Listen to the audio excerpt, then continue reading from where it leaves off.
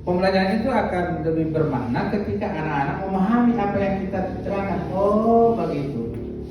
Sama dengan Bapak Ibu, tadi saya demonstrasikan sudah. Oh, jadi tidak usah susah-susah bahkan bisa alat peraga kalau mengajar tekanan. Kalau tidak ada alat seperti itu maka ganti dengan gambar. Makanya perlu cat. Ya, begitu. Ini bermakna meaningful. Ya, itu berkesadaran. Jadi pembelajaran itu Bapak Ibu, bagaimana pembelajaran itu bisa dikaitkan dengan hal-hal yang nyata, atau ini namanya contextual teaching and learning. Deep learning itu sejak tahun 1970-an sudah ada. Dalam bentuk pembelajaran yang bagaimana deep learning sebelumnya? Yaitu dalam bentuk pembelajaran CBSA, cara belajar siswa aktif. Yang kedua, pakem. Pakem ya? Ingat pakem? Pembelajaran aktif, kreatif, dan efektif. Patah dulu yang ngaliu jadi I, pakem. Ya kan? Iya, soal ada inovatif. Yang berikut ada pembelajaran CTL. CTL, contextual teaching learning. Ini pembelajaran yang kontekstual. Itu maksudnya. Jadi kontekstual itu seperti yang saya bilang tadi, mengajar gajah bukan nanti bawa gajah di dalam. Bagaimana menggantikan gajah itu? Perlu ada gambar. Kalau sudah ada LCD, perlu ditayangkan gambar gajah. Karena yang saya bilang tadi, jangan sampai dia pegang gambar gajah persis sapi atau persis ini. Oh, berarti gajah itu hampir sama sapi Pak ya, yang tapi dia lebih besar ya. Gitu. Kecil dari sapi. Kalau perlu ada video tentang gajah. Sekarang ini Bapak Ibu Di YouTube banyak, minta saja pokoknya minta macam apa gajah, gambar gajah ada di situ. Berbagai macam. Iya. Kecuali yang tidak tahu komputer. Kalau tidak komputer pilih di operator. Ini gambar gajah. Baru tiba membayar berapa 1 ekor? Kan kok gambar? Kalau saya begitu, Bapak Ibu, saya sering dengan guru itu bagus sekali begitu. Kalau minta begitu, membayar berapa 1 ekor? Kan itu gambar. Maksud saya, kalau meminta tolong itu ada baku mengerti, iya kan? Jadi yang berarti sekarang. Iya, maksudnya biar bilang kemarin tidak membayar, tetap kalau ada kelebihan kas-kasan, biaya sedikit gitu ya. Orang ada ini. Yang ketiga adalah menggembirakan. Kalau dipakai menyenangkan, jadi menggembirakan dan menyenangkan. Itu masuk pada joyful. Bapak Ibu, anak-anak waktu Bapak Ibu ajarkan senang. Bapak Ibu tahu dari mana anak-anak senang? Bapak Ibu pernah cek bagaimana anak itu, apakah dia senang? Harusnya diketahui, yaitu di saat melakukan refleksi. Adik-adik belajar matematika hari ini, adik-adik senang? Gitu. Senang. Gitu. Tanya ulang. Betul. Apa yang menarik di pembelajaran hari ini?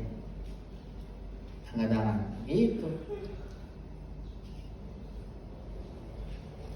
Pertanyaan berikut, biasa kita merefleksi bukan langsung. Oke, berikut merangkum ya. Nah, simpulan pertama apa? Simpulan kedua apa? Tidak pernah merasakan apa? Tidak pernah melakukan refleksi. Memberikan pertanyaan-pertanyaan reflektif. Jadi kalau mau refleksi, pertanyaan juga harus pertanyaan reflektif. Tadi saya sampaikan. Adik-adik senang belajar matematika hari ini? Senang Pak? Ada hal yang menarik di pembelajaran ini? Siapa yang bisa menyampaikan? Gitu. Apa yang menarik di hari ini? Yang berikut mulai tanya. Apa-apa saja yang sudah Anda kuasai di pelajaran hari ini? mana yang belum dikuasai. Itu jadi catatan guru untuk ditindak lanjut. Gitu. Jadi itu Bapak Ibu juga kan bagaimana anak-anak merasa gembira tidak pernah diselingi dengan bermain sedikit, ada hiburan sedikit, perlu speaking ya, gitu ya. Ini mau pandang-pandangan terus, apalagi ini puasa isi sedikit yang hal-hal yang menarik. Waktu menjawab pertanyaan digilirkan dengan menyanyi, ya kan?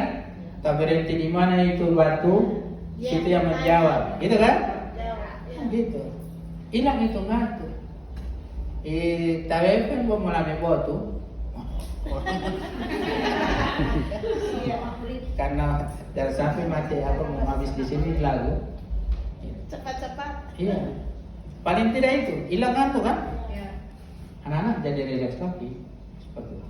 Itu yang harus Bapak Ibu perhatikan, menggembirakan itu. Perlu ada leluconnya, lelucon. Jangan terlalu tegang, boleh cerita sedikit. Ya kan? Guru saya yang paling lucu itu kalau di waktu ini ada namanya Pak Supri, itu dia lucu. Ya kan? Dia orang guru ekonomi tapi dia menggambar orang. Ini gambar ya, ini tika hayam mopa. Dia menggambar orang pendek dia bilang ini tika hayam mopa. Jadi lucu dia. Biar menggambar dia mencerita. Ya. Tapi jangan juga lucu-lucu terus dari awal dia berdiri, akhirnya anak-anak bawa bermain terus, ya kan, terpancing. Jadi diselingi hal-hal yang bisa membuat anak senang belajar. Ketika dia menjawab benar diberi pujian, ya tepuk tangan dulu semua, ya kan, di penghargaan. Tapi jangan memberi hadiah. Oke, sampai dapat gula-gula. Ya kan? Itu sebenarnya hadiah itu justru membuat anak ada rasa ketergantungan. Ya, jadi hadiah di saat itu, saat belajar itu sebenarnya itu justru menghukum anak, ya kan? Menghukum anak menjadi anak yang tergantung. Dia bisa belajar baik kalau ada hadiah. Dia lihat, ibu ada bawa gula-gula, belajar kuliah ada gula-gula. Kalau tidak ada gula-gula, sedikit. Karena sudah terbiasa dengan itu. Dampaknya yang harus memberi hadiah itu sebenarnya bagus itu, tapi dampaknya jelek, membuat anak jadi ada ketergantungan. Jadi menggembirakan melalui olah pikir, intelektual, olah hati, etika. Kemudian olah rasa, estetika. Estetika itu juga berkaitan dengan apa itu? Keindahan, ya kan? Makanya kelas diatur bagus. Cuma ambulatir, ada sampah apa semua, gurunya enjoy mengajar. Gitu. Jadi suasana kelas harus diciptakan juga yang menyenangkan. Ya, ada nilai estetikanya. Guru mengajar di sini. Pokoknya kelasnya kotor, banyak sampah, anak-anak banyak bermain, banyak sampah, anak-anak sampah dalam bikin jadi bola, dia tendang sana, tendang sini. Jadi perlu ada estetika, ada rasa. Sama Bapak Ibu kalau suruh cek sekolah, kalau orang baca, dia cek dulu begini, baru dia mundur begini. Itu kan cat yang punya nilai estetikanya. Ada gagal dengan tidak, dia pokoknya yang penting. Ada saya undang orang baca, Pak, tiba dia dulu. Rupa tidak bagus Pak ini cat ini. Begitu. Jadi dia menjaga nilai estetikanya. Oh ini Pak tidak bagus ini. Tapi karena yang lain, yang penting murid yang sekolah ada kayak taman, gagal, tidak terserah. Yang penting habis cek bayar, gitu. Kan yang dipersilakan bukan orang baca, yang pilih cek kata. Jadi perlu estetika. Kemudian olahraga, kinestetik. Macam anak-anak belajar itu perlu ada gerakan. Tadi kan, itu spreading itu dalam rangka supaya anak-anak itu bisa bergerak. Ada anak yang memiliki gaya belajar kinestetik. Anak belajar misalnya duduk di belakang sana, tiba-tiba dia sudah di samping, tiba-tiba dia sudah di depan. Itu maksudnya kita itu butuh pemetaan kebutuhan itu. Mana siswa yang sering pindah-pindah kinestetik? Kalau dia pindah-pindah dan memperhatikan guru, berarti itu ciri anak yang kinestetik. Dia bisa menerima materi itu dengan baik kalau dia bergerak, iya kan? Kalau dia melakukan sesuatu, didemonstrasikan, dia itu lebih paham ketimbang dia bahwa dia begini. Makanya kalau siswa sering pindah, kalau guru kan tugasnya apa? Marah pada siswa itu. Anak ini ada pokoknya, nah, tidak tantu di sana di sini. Tapi kalau kita punya data, oh iya ini anak kinestetis. Iya dia hobinya itu. Atau yang kinestetis ketika dia ini biar cuma bicara dia bergaya. Pokoknya Pak begini. Nah ini gitu. Coba kasih dia begini dia rupa agak susah dia ngomong. Ya kan? Tuh. Jadi dia tangan itu membantu. Biasa kan begitu kan? Madu dulu tapu ya. Iya. Walau iya kan? Apa dulu gitu kan? Gitu. Jadi itu diperhatikan. Jadi ini secara holistik dan tepat, secara menyeluruh. Jadi ini Bapak Ibu mengajarnya harus ada kesadaran pada diri anak, bukan pada diri guru. Jadi, anak sadar bahwa pelajaran ini sangat penting. Makanya di situ ada persepsi, ada motivasi. Motivasi juga boleh dalam bentuk pertanyaan. Adik-adik, bagaimana kalau matahari, bulan berada dalam satu garis itu, apa yang terjadi? Itu kan mereka berpikir dan mereka belum tahu. Motivasinya di mana? Oke. Adik-adik, pertanyaan itu akan saya ulangi. Setelah adik-adik belajar materi ini, pasti akan tahu apa yang akan terjadi. Maka itu yang ditunggu. Yang berikut adalah motivasi berikut adalah Bapak Ibu, kenapa di guru itu sebaiknya menulis tujuan pembelajaran? Karena tujuan pembelajaran itu sudah gambaran dari soal, asesmen, menjelaskan pengertian gaya. Jadi ibu mau tanya sama tadi itu di evaluasi akhir adalah pengertian gaya. Di sana membedakan atau menyebutkan berarti sama. Jadi itu yang anak-anak tulis. Kadang dia membuat dokumen sendiri. Oh ini dia jawab. Dia mencari jawaban. Asalkan Bapak Ibu konsisten, tujuan pembelajaran akan diuji nanti di akhir. Begitu ya? Itu namanya di formatif. Ya kan? Formatif. Atau anak dilatih untuk membuat kesimpulan. Pengertian gaya berarti kesimpulan satu apa? Gaya adalah menyebutkan berarti jenis-jenis gaya apa saja gitu. Kesimpulan ketiga, jadi antara tujuan dan kesimpulan itu harus sinkron. Begitu. Baru pertanyaannya, waktu tes ambil kertas, yang diujikan itu sesuai dengan tujuan pembelajaran. Ini Bapak Ibu mau apa? Ada 4 tujuan. Soalnya lebih dari itu baru tidak ada yang kena. Ini. Jadi Bapak Ibu sudah bersusah-susah payah mengajar dengan bagus, tetapi kalau asesmennya tidak sesuai, Ibu termasuk bagian dari kegagalan dalam mengajar saat itu. Ya, jadi itu harus perhatikan. Jadi merumuskan tujuan harus sudah tahu alat ukurnya. Kemarin saya tanya, siswa dapat menjelaskan pengertian gaya. Apakah boleh itu soal itu di pilihan ganda? Kata menjelaskan. Bisa kan?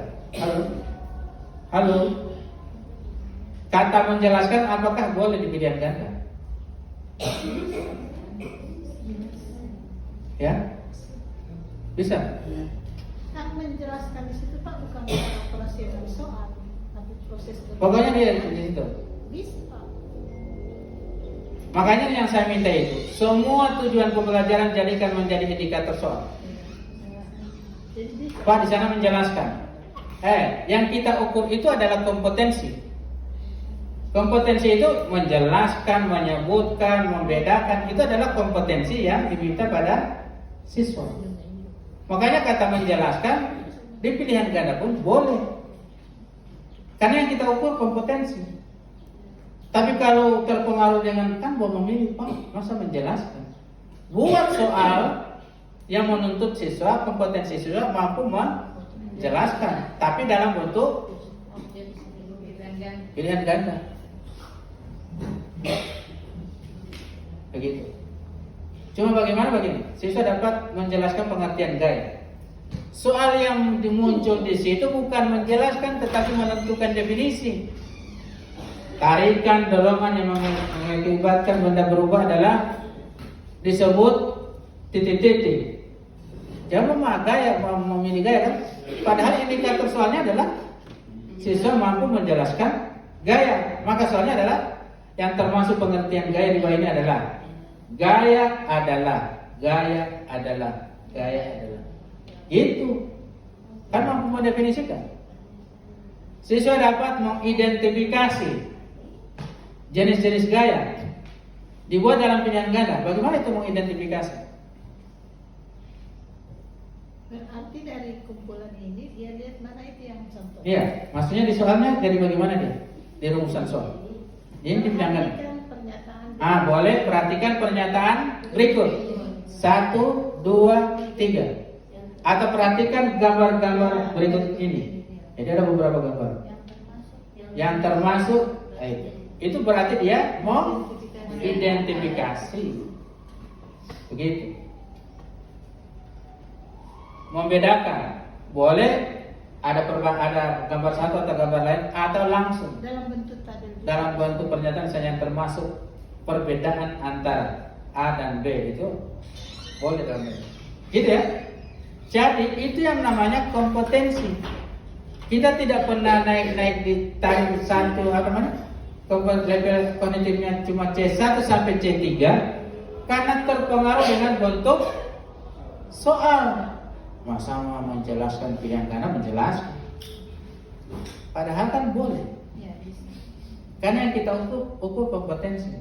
Kalau tidak mengukur kompetensi lebih bagus buat indikator soal. Siswa dapat memilih A, B, C atau D.